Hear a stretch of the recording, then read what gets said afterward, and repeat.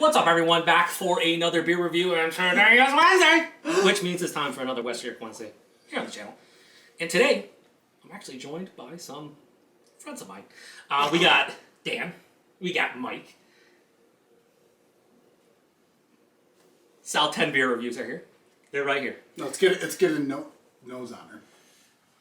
No. Okay. Go Green And Bay! also joined by Stefan. Or Steven. Yeah, Stefan Urkel. He does not have a BeerTube channel, but he is a friend of all of ours. He supports BeerTube. He supports us with beer bags. He just supports us in general with being a great guy. But anyway, first West York Wednesday with friends. What beer we're reviewing? From the Eli Fish Brewing Company out of Batavia, New York. We got their 810 to Stuttgart. Stuttgart. So this is a German-style Doppelbock aged in bourbon barrels. Comes in at 10% alcohol by volume. On tap, it said 22 IBUs, but no one cares. And at the time of review, this beer is just under 1.5 years old. Oh. So I bought this from the brewery a month ago. This was bottled in September of 2020, and they still had bottles. And, listen, hand numbered. Wow. 5 out of 228. You wanna do it? Oh, God. That means Here on the Western. Number 5. Wow. I did not think about that. There is a bunch of check-ins on a tab, but they're all fake. So Mike's going to crack it open. I'm going to pour. And so nobody has had an Eli Fish beer other than me, I believe. I've seen them. I've never tried them. I passed them up. I had to get some other half shelfies. Yeah. Okay. Oh, it looks great. Yeah, it does. That's crazy that they just had this laying around. Yeah, right? Like, that's insane. It's almost like a Wegmans that has a Goose Island just sitting on an end cap for a year. All right, so the reason I brought this beer for us to review for West York Wednesday is Dan has been really into Ianger's Celebrator, like loving it. And not saying this is on the level, like let's just slow your roll, bring it back a little bit, but I figured German-style Doppelbock, aged in bourbon barrels, 7 months, like, let's do it. So yeah, I'm in. So how does it look? It looks like dirty, gross water. Yeah. Like mud water. Like diarrhea water. Yeah, okay, listen here, Matt. I'm going to need you to settle down. But yeah, it really does. It doesn't look appeasing whatsoever. It's lacing the glass. Yeah, though. it is definitely undercarb. You can just tell from everything that's happening. Like, you get a swirl, the head doesn't really generate all that well. Yeah, no, mine isn't all doing nothing at this point. But for something that was in the barrel for 7 months and then in this bottle for another 1.5 years, like, been a couple years. Anyway, it's good nose. Let's do it. Oh, yeah. That fucking... Oh, man. So, we'll just shout out Matt again because, Stephen's good friends with him. None of us are, apparently. No, shout out to Matt. This has that sugar daddy, like, raisinette type of thing. For sure. Definitely does. Oh, yeah. Like, caramel... Toasted. Candied like toffee. Yeah, toffee, yeah. raisin, dark fruits. But then you're getting like a nice bourbon presence over top, like a nice, like almost peppery kind of bourbon note. Fantastic. Oak tannin. Yeah. I'm getting weird. You ever had canned brown bread? I have not, but that is a staple in the New England area. Yeah, right? I haven't had it in like 15 years or something like that. But it's kind of raisiny brown bread, sweet brown sugar. Yes. That's what I'm getting. Yeah. Okay. This is super malt heavy. Like what you expect out of a Doppelbock. It didn't say what they aged in. Do you know? Black button. Okay. bourbon Oh, barrels. okay. I'm definitely getting like raisin Yes. stone fruit out of it. Nice malty character to it. There's some vanilla from the barrels as well. Yeah, there's This- a little sweetness. This has a really nice sweet nose. Not like pastry-esque. Like this is just like, you can tell this is coming from the base malt with the barrel. Yeah. It just has that refined kind of sweetness where it's not like confectionery, but more refined and just... So I don't know if like it's the oaky tannins or like the peatiness from the whiskey, but I'm pulling like just a slight bit of cardboard. Like cardboard oxidation. A slight oxidation. Yeah, I get that. Look at this man coming through with the palate on the aroma, but I'm sure it's not terrible. No, this is the first time I've really gotten that scent. And I can't escape it. You know what's funny? It doesn't smell bad. No. It actually works sometimes in beers like this. Like it can actually enhance it. That's what I was gonna say, because like in some beers like this, there's like a small percentage of that in there, and it's supposed to make the beer better. I mean, Yeah, it's like in 10 years, it could be all that and be nasty. right. Settle down, man. I mean, again, just roll it in, rein it in, get it under control.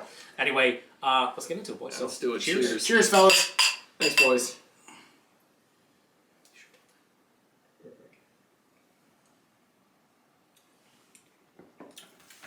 So, I will say, very nice. The nose is superior. Yes. Wow, that's so peppery. It's a big peppery Wow. bourbon note. I feel like I just Very spicy. yeah, Very got a bunch savory. of black pepper. Yeah. I'm getting almost It's a no burn. sweetness on Like it. I'm definitely getting a boozy burn. Oh, it's boozy. I'm actually What was the ABV? 10. A bit thin. Yeah. The mouth feels great. The body is very thin.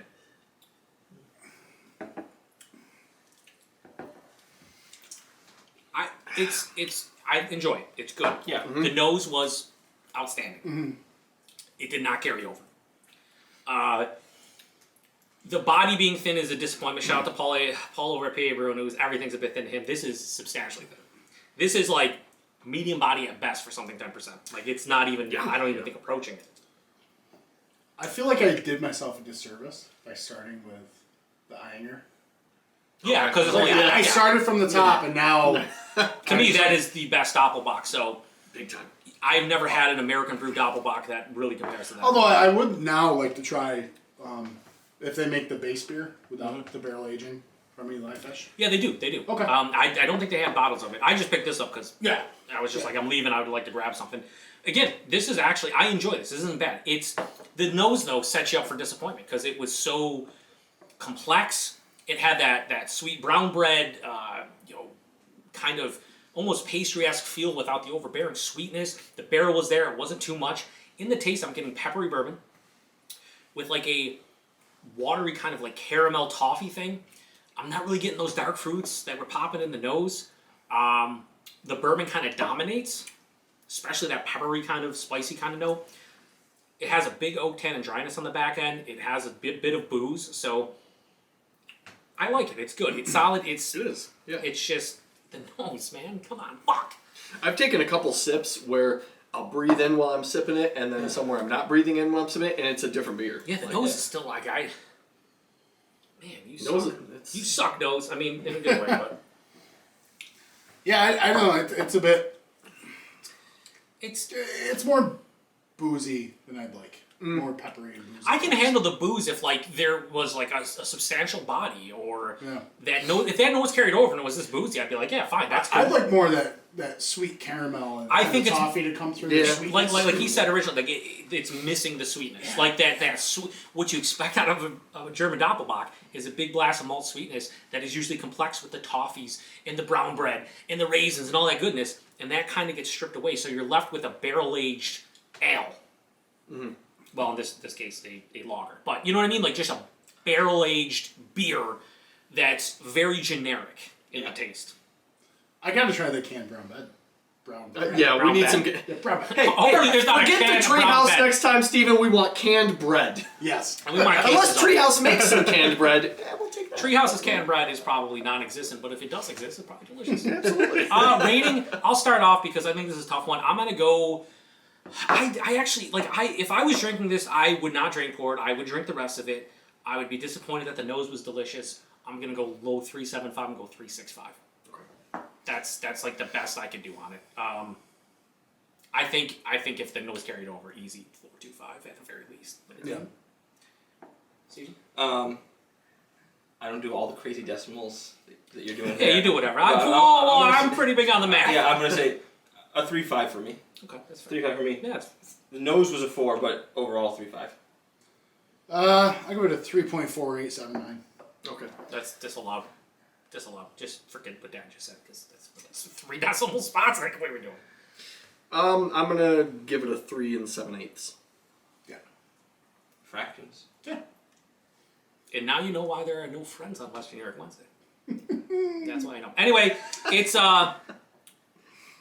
you can tell Bob was disappointed because the nose was. It's Yeah. underwhelming. Yeah.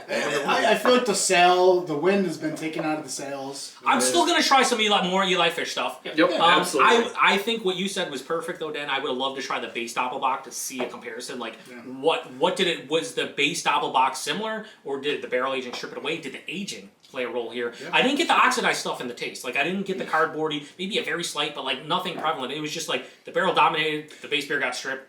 Here we are. Is this the first barrel aged Doppelbock you've had, or have you had many? Well, I've had a couple other barrel aged Doppelbocks. I don't remember all of them. I've had them before. I remember them being better than this. Okay, Steven, what about you?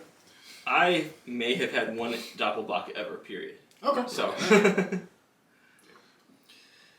I definitely want to try some more Eli Fish. Yeah, Like- I didn't do price and availability in the Fox Farm one because I forgot. Price and availability, I think I paid $14 for that. So a bit pricey. okay. It's a 16.9. It's 500 milliliters, 16.9 ounce. But it's barrel aged, Doppelbock 10%. Like it's not a bad price point. I would not pay $14 again for that. I don't think I'd pay for that again. And availability, I haven't. You guys said you've seen Eli Fish here, right? Like some of their offerings. Steamers has a whole top shelf Eli Fish. Okay, I've seen it at a couple other places in Buffalo. And that's in Victor, New York. Okay, so Victor, New York. Seen some in Buffalo. The beauty about Eli Fish is they're Batavia, right between Rochester and Buffalo, so you're probably going to see drips and drabs between both places. But this was at the brewery. I think the specifically brewery only. I got number 5 out of 220. But it doesn't really matter. Anyway, links to the FLX guys in the description. No links to Steven unless he wants like his Instagram pinned or something. I don't know. He seems thrilled. Whatever. He's like, oh, I've had 2 Doppelbocks now, and both of them are trash. I guess I don't know. Steven's very upset for he had to drink this beer. I'm just putting that. I'm sending Steven home with this. Listen, it happens. I'm taking my beer and I'm going home. Just leave. He brought us trio, so it's okay. Appreciate everybody stopping by for another West New York Wednesday. Check back next week when we're reviewing Who the Fuck Knows. Till the next one. Cheers. Cheers. Cheers.